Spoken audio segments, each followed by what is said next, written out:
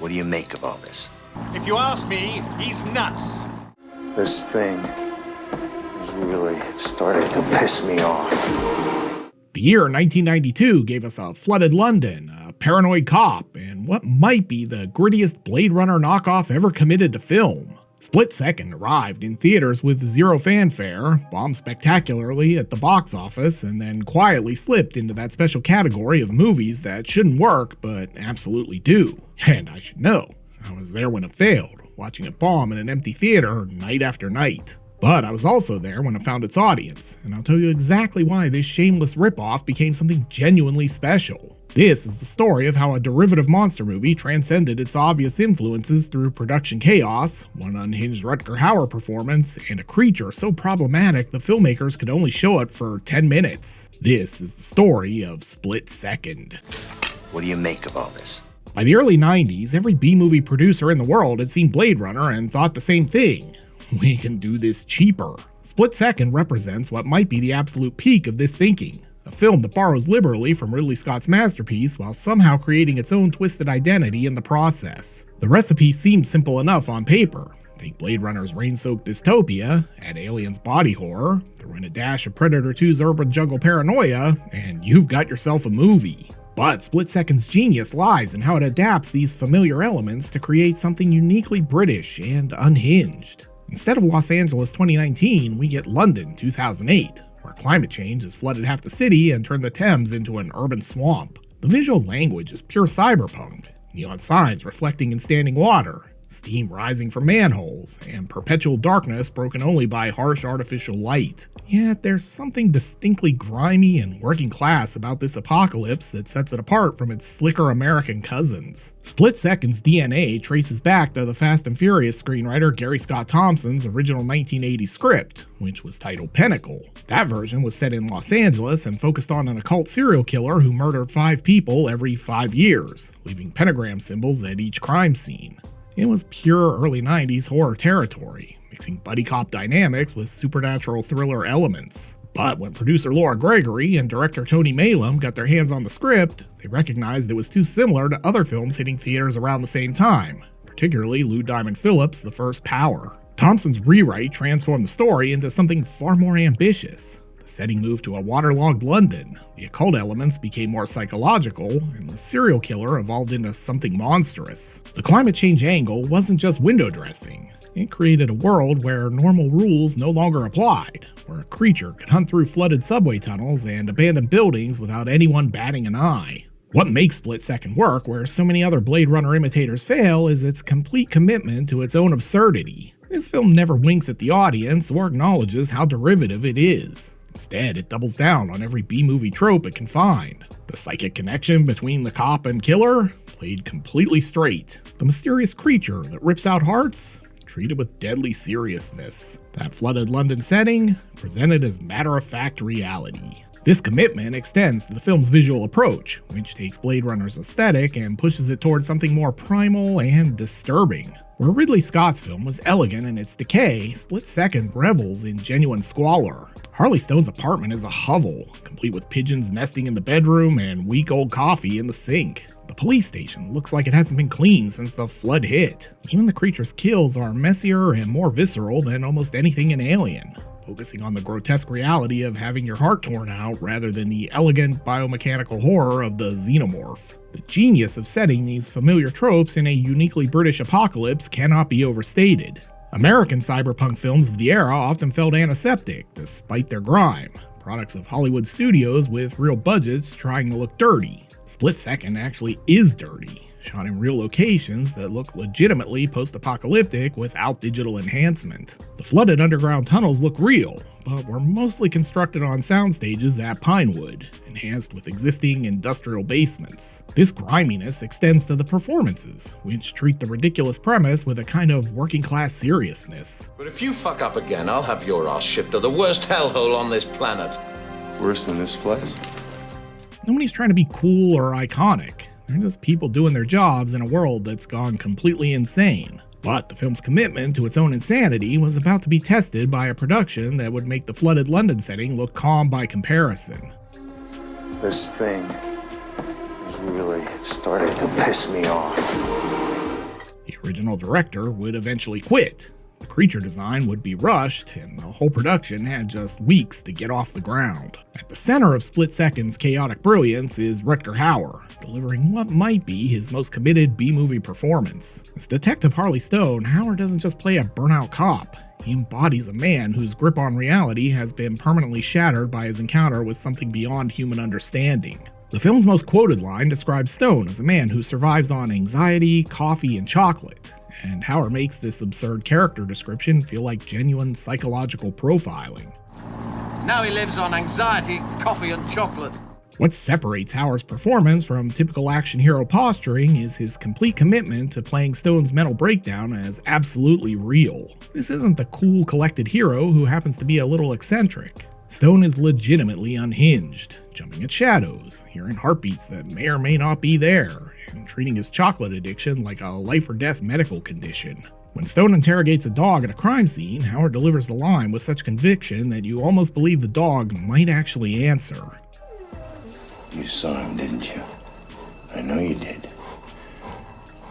Split Second psychic connection subplot could have been the film's weakest element, but Hauer's intensity transforms it into something genuinely unsettling even if it never really goes anywhere. The idea that Stone shares some supernatural link with his partner's killer sounds ridiculous on paper, but Hauer sells it through pure physical commitment. Watch him in the nightclub scene, where he follows the sound of an increasingly rapid heartbeat through the crowd. Somebody must have seen something.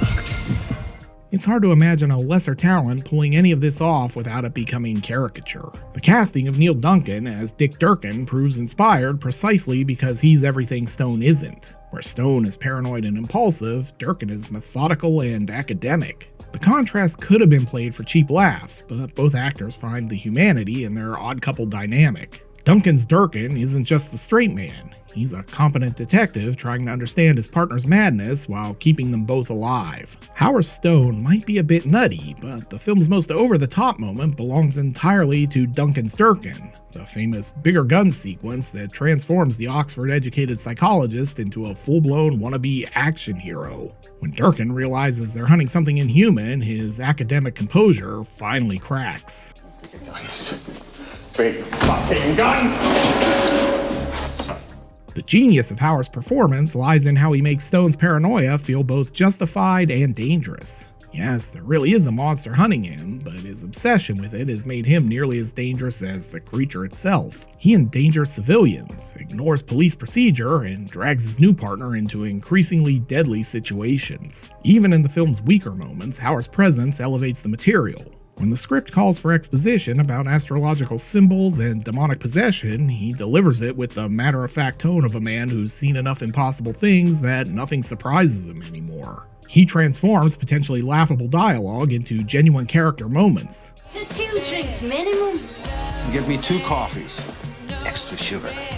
Making Stone's acceptance of the supernatural feel like the logical endpoint of his psychological journey, rather than just a convenient plot device. But Hauer's commitment to the role created its own problems during the production. His on-set improvisations and push for more physical action sequences put additional pressure on a shoot that was already spiraling out of control. The creature design was falling behind schedule. The original director was cracking under the stress, and the entire production was about to discover just how difficult it is to make a monster movie when your monster is a disaster. The creature at the heart of Split Second represents both the film's greatest ambition and its most obvious limitation. On paper, it sounds terrifying. A heart-eating predator that absorbs the DNA of its victims, grows stronger with each kill, and possesses enough intelligence to taunt its hunters with occult symbols. In practice, Stephen Norrington had roughly 6 weeks to design and build something that could convincingly terrorize Rutger Hauer, on a budget that wouldn't cover craft services on a modern Marvel film. The result is a creature that looks suspiciously like what would happen if H.R. Giger's Xenomorph design had a baby with the early comic book version of Venom, then grew up in a London sewer. The monster sports the elongated head and biomechanical aesthetic of the Alien franchise, complete with that distinctive eyeless face and predatory posture. But it also has the muscular, almost superhero-like physique that would become synonymous with Venom in the Spider-Man comics. These similarities aren't coincidental.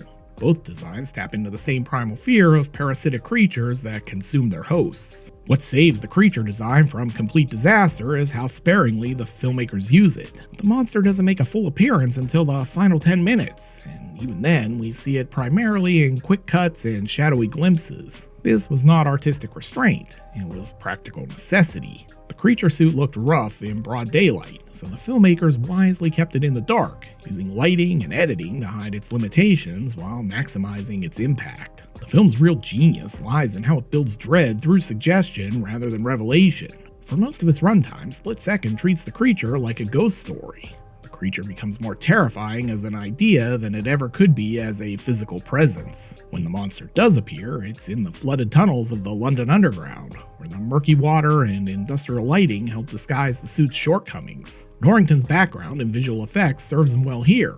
He understands how to use environment and lighting to sell an effect that might not work under scrutiny. The creature's backstory, revealed through Dick Durkin's research into astrological symbolism and occult practices, adds layers of mythology that the physical design can't quite support. The film hints at this through implied symbolism rather than any direct explanation. The idea that it's connected to Scorpio, the water sign associated with transformation and death, gives weight to what could have been a generic movie monster.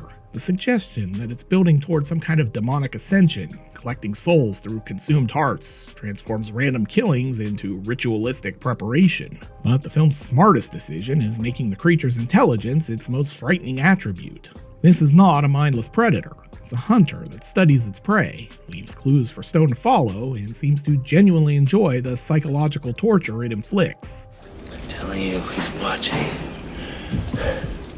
The symbols it carves into victims aren't random. They're a map leading Stone deeper into its trap. When Durkin gets marked with the creature's sigil, it's not just violence, it's communication. The final confrontation in the abandoned underground station represents both the film's triumph and its compromise. The setting is genuinely atmospheric, with Michelle suspended over dark water as obvious bait, and the creature emerging from the flooded tunnels like some primordial nightmare.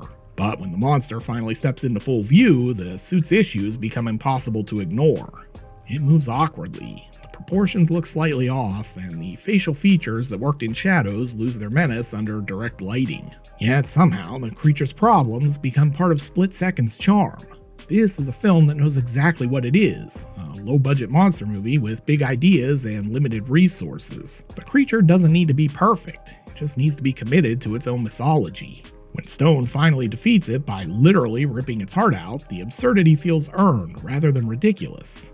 It's the logical endpoint of a film that's been building toward maximum B-movie insanity from its opening frames. The production chaos that created these limitations tells its own story about the collision between ambition and reality. Director Tony Maylam, who had previously helmed the cult classic slasher The Burning, was overwhelmed by the constant script changes and technical problems, so he eventually stepped back from the project. Ian Sharp stepped in to direct the final subway sequences and other additional scenes. The film you see on screen is the product of multiple visions trying to salvage something coherent from creative chaos. Split Second's journey from theatrical disaster to cult classic perfectly illustrates how the home video market could rescue ambitious failures from complete obscurity. The film's May 1992 release couldn't have been timed worse. It opened during the weekend of the Los Angeles riots, when audiences had little interest in fictional urban dystopias while real ones played out on their television screens. With an estimated $6 to $7 million budget and box office returns under $5.5 million, Split Second looked destined for the discount bin of film history. I witnessed this failure firsthand, and it's a story that explains exactly how cult classics are born. In May of 1992, I was working at a movie theater, selling tickets while going to college.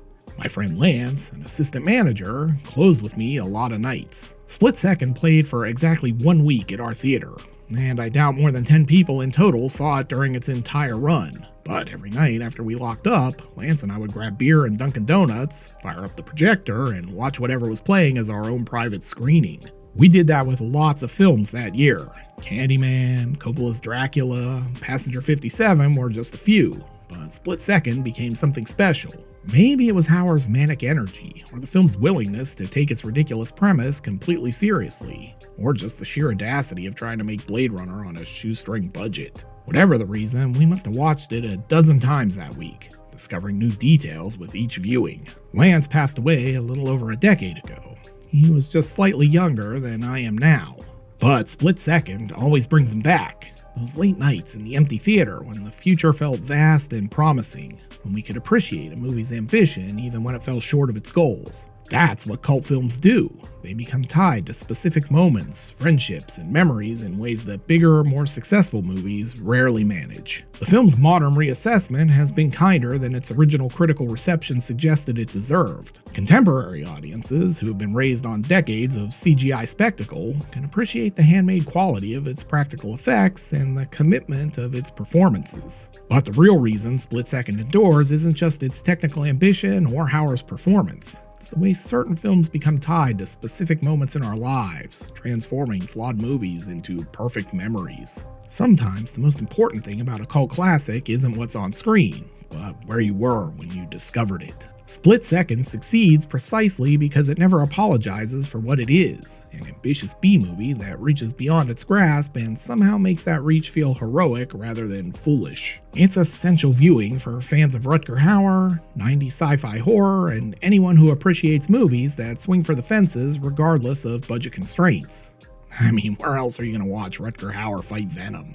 If that doesn't sell you, I don't know what will. Ready to perform another cinematic postmortem on a cult classic flick? Then be sure to check out my video on Life Force. You'll find a link here on the screen. I hope to see you over there. I wouldn't say this thing thinks it's Satan. I'd say it is Satan. Well, Satan is a deep shit.